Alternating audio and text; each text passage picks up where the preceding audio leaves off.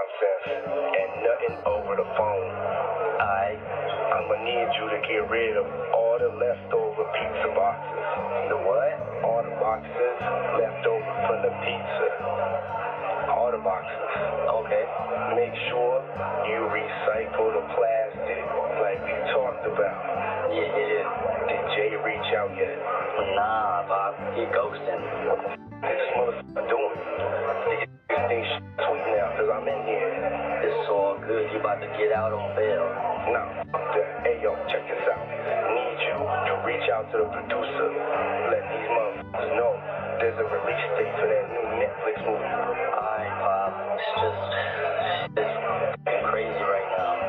Everybody out there quiet as a motherfucker, huh? Yeah, exactly. We gonna let them have their little fun, but I'm still gonna have the last laugh. What about all these lawsuits, though, Pop? Ain't none of them getting shit. I ain't worth nothing. Ain't got shit in my name anyway. Don't even worry about it. Bunch of money hungry and shit. Pop, Justin said, what should he do about his whip, though? Man, the f*** is you talking about? You don't see this shit I'm dealing with right now? I know, Bob. I told us to that. Hey, yo, check this out. Tell his light-skinned ass to go make a club appearance or something. Motherfucker, make some money. You 30 years old and shit. Pay your own f***ing car. Hey, I told him drop some music. I'm about to drop a new track this week. Everybody gonna want to hear what my sound like. Man, we're not doing that shit. Y'all need to stay quiet. Pop, I can rap though. We got attention right now. Man, just do what the I told you to do. And don't forget about the list. Make sure that shit is fucking signed. Alright. First off, let's talk about the Sieg that's causing all this chaos. According to sources, a phone call allegedly made by Diddy Diddy's tipped the call, which was supposed to be a private conversation with Oprah, sparked massive rumors and speculation. While the details of Diddy's alleged imprisonment have been kept quiet until now, this leak is exposing more than anyone ever expected. It seems the conversation revealed more than just legal troubles. It hinted at some of the biggest secrets in Hollywood. When something this major happens, when you have the fallout, 50 women coming forward, that it's a watershed moment. We arrested a former employee who was working at Oprah Winfrey Leadership Academy for Girls. She was arrested yesterday for several charges, including assault, indecent assault, as well as... Gene Deal goes off on Oprah, Gayle King, and Diddy, celebrity friend. So what's the story behind Diddy's imprisonment? Diddy, known for his success in music, fashion, and business, has faced his share of controversy over the years. However, rumors of his involvement in high-profile legal issues have always been kept under wraps until now. Allegedly, Diddy is currently being held on charges related to financial misconduct, fraud, and conspiracy. While his legal team has tried to keep the details out of the public eye, this phone call might be the crack in the dam that lets it all come spilling out. I was clutching my pearls. Well, it's knowing how it can empower you and your ideas and where you're going and who you want to become, and not be stuck in just thinking that you're all of that. You know, right. And you're not, because once you stop playing ball, really not that many people care. Right. So you got to make it work for you, and that's what social media should be doing for everybody, is making it work for you, as opposed to, again, the reverse. So you also wrote, Teens Can Make It Happen, 9 Steps to Success. How does the concept of identity differ for this younger demographic? Well, that's a great question. Again, I go back to how we learn. I'm trying to get a 10-year-old, 11-year-old, 12-year-old young person to understand they have 80 years left. And if they could take those 80 years and learn how to apply everything to what they love and what they're passionate about, what's meaningful in their life, that they really have an opportunity to improve. I mean, you're going to really be successful if you're a better person today than you were yesterday. You just keep growing, and you're learning, and you're a lifelong learner, and you're a reader. You keep reading all the time, and you're focusing on setting goals.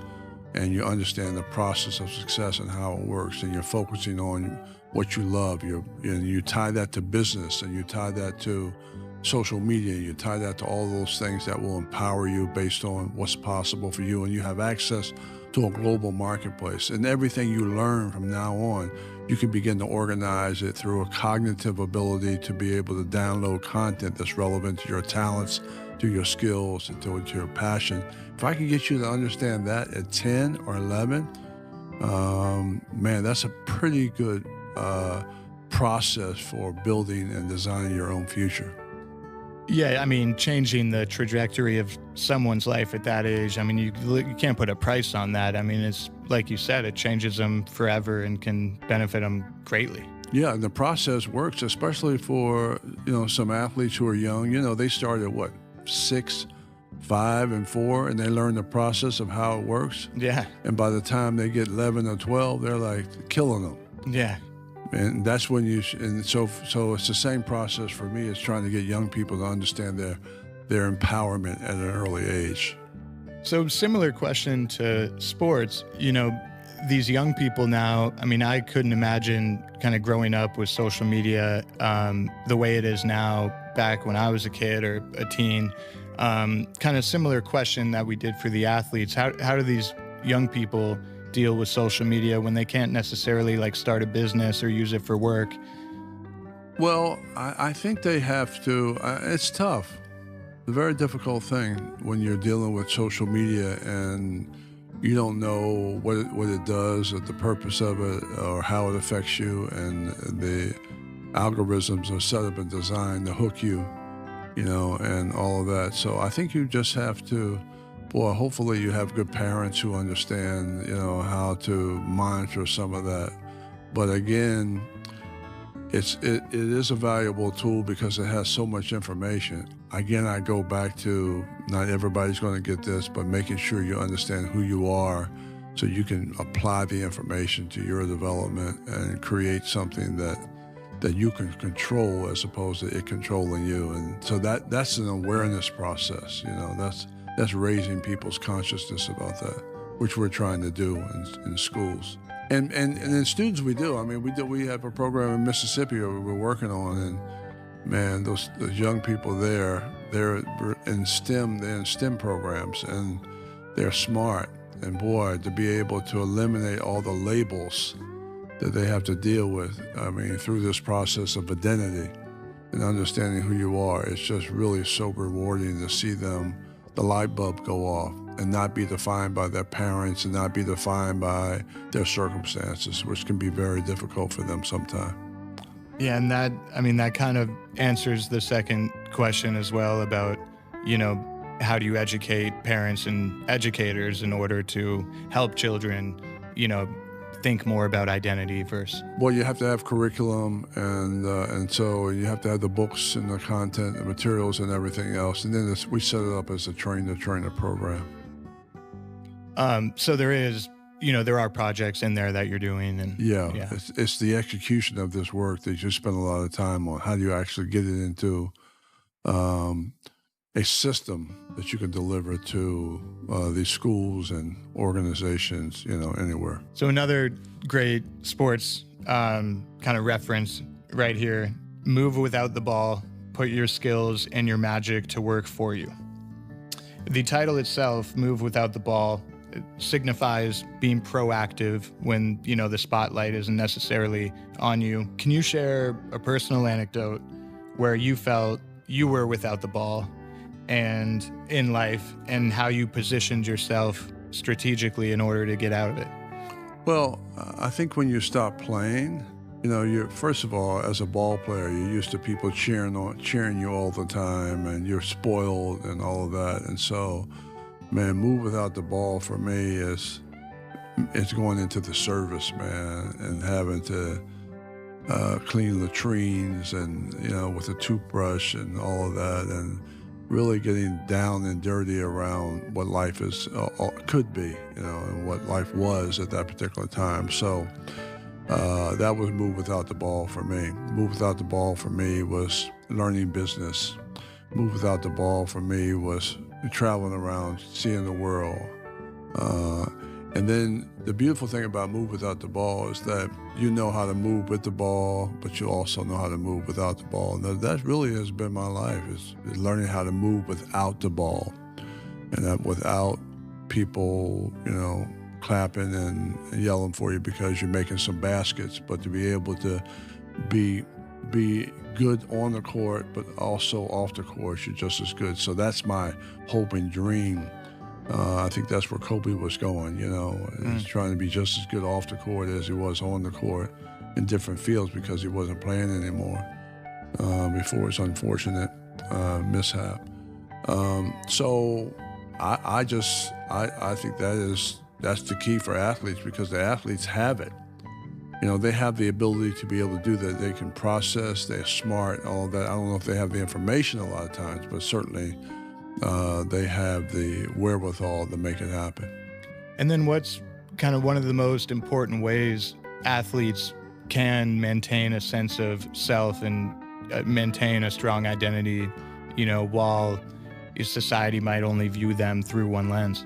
Being able to take control of their own development, I would say be a reader, be a learner, try to focus on what you're going to do, not while you're playing, but what you're going to do after you stop playing. Have some game plan. So not just have a game plan for being on the court, being on the field, but have some game plan for when it all ends, which is really the key. So you can leverage, there's a word called leverage. You're leveraging the opportunities that you have while you're playing, So to me, that's very.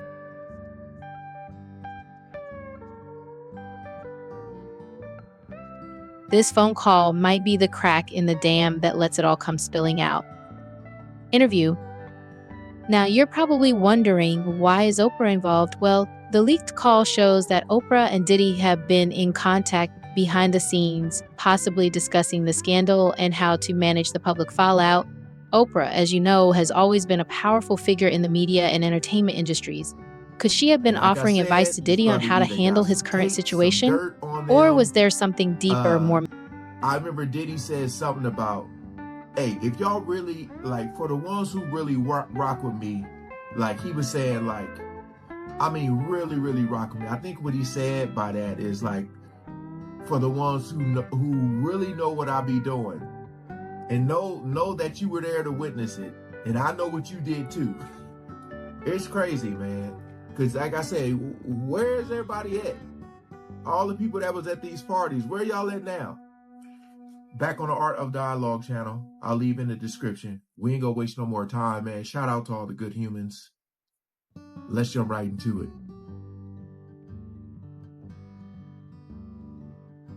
Let's see what they got to say. Yeah, I agree with you, man. That's crazy, man. But why haven't any of Diddy's friends spoke up for him? My man, listen here. All those ones who made it to the Diddy party, yeah, to the after party, and to the hotel lobby. After the party is the after party. They not gonna ruin their brand. Speak on it. They not gonna say nothing. Man, I was watching the other day. Listen to me. They did that. They on Channel 2 News here in New York. Gayle King and Nate and that other guy, they were talking about. They showed the him beating Cassie, and they showed him the apology in the whole 9 yards. All they said is that we have commentary about that, but we got to go to a commercial. They never came back and said nothing about it. I was like, yo, damn. He still got power like that? Somebody still like him like that? Because he was running with Oprah and them. He was running with that whole crew. Yeah. Weinstein, Oprah, Epstein. He was running with that whole crew. And we know what Oprah said about Weinstein, when all that stuff came out. So I'm trying to tell y'all, man, I know I've been covering a lot of these videos. I feel like this is what's important right now, because It's a lot of people who support a lot of these artists, these talk show hosts. I was doing it at one point, but it's when you find out information, man, you need to act on it. Whether it's not supporting them no more, I want to know everything I need to know. All right, because these people will have you fooled, man. They will have you fooled. They want to know how we're going to do it, how the public is going to take him. Is the public going to let him back in? And the public is not. The public is already canceling him. I don't believe the industry has canceled him yet. All those people who went to those Diddy parties, not one of them had came out and denounced what he has done. I haven't heard one of them.